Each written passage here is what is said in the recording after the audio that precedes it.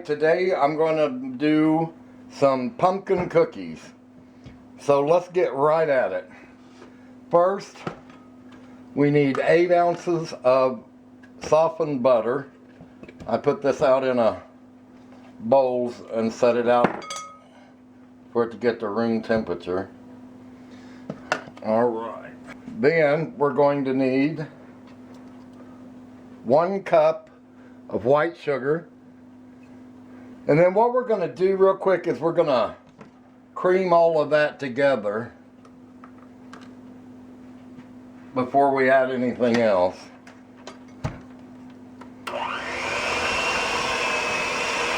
And I got a nice deep bowl so I wouldn't scatter it all over the place. These things are great for Christmas. I mean, they're good for Halloween. They're good for Thanksgiving too, but to me they're better at Christmas time. Just something to put out on the table as a snack while people are waiting for dinner. Alright, let's put an egg in there. And I'm using a fresh farm brown egg. Always crack your eggs into a... Remember to always crack your egg in a small bowl.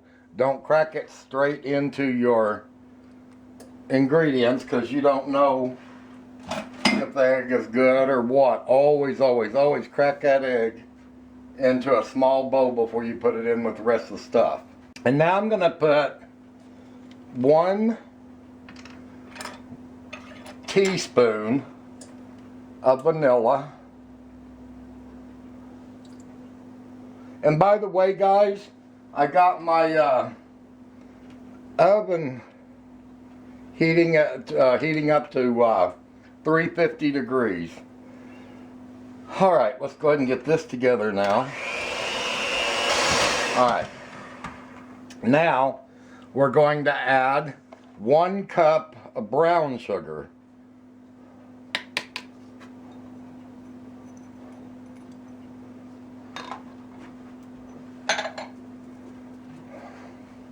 Alright, then we're going to add 1 cup of pumpkin puree.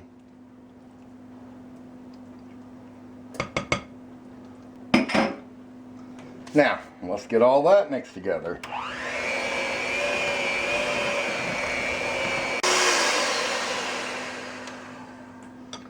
Alright, now we're going to need 1 teaspoon of ground cinnamon and 1/2 teaspoon of salt, and I always put them in the same container just so I don't have to dirty up so much stuff. Then we're going to need 2.5 cups of flour. I'm using self-rising. You can use all-purpose and just add baking powder, but I'm only going to put about half of this in there for right at the moment.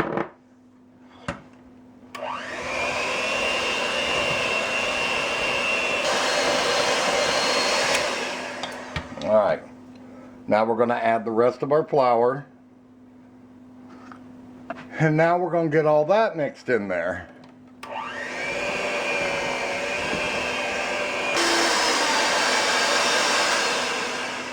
Alright.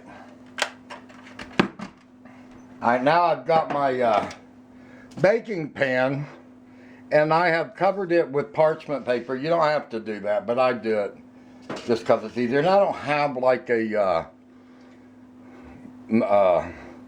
scoop or anything like that, so I'm just going to do mine. I'm going to try to do mine with a little measuring spoon, and we're going to see how it comes out. Now these may not come out perfectly round because, like I said, I don't have one of those melon ballers or whatever it is they use for this. I just use whatever I can get my hands on in the kitchen. Alright, we're going to put these in the oven for about 8 minutes. Guys, I'm sorry. I didn't notice, but when I was putting the dough on the cookie sheet, the camera had stopped So the only thing you missed was me putting them in the oven and then taking them out of the oven. But anyway, here they are. I made about 2 dozen, just enough where you guys could see them.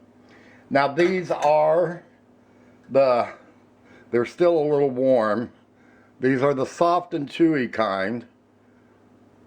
If you want them a little more crunchy, just leave them in the oven for a little bit longer.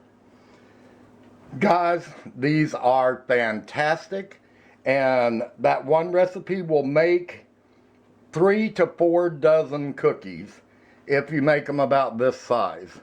If you just make them regular cookie size, it'll make 3 to 4 dozen of cookies. And I put them in a 350 degree oven, and I cook each batch for exactly 10 minutes. If you want them softer, go 8 minutes. If you want them more crunchy, go a little bit longer. Go up to about 12 minutes. Guys, hope you enjoyed it. And I will put the recipe to this in the description box. Thank you very much.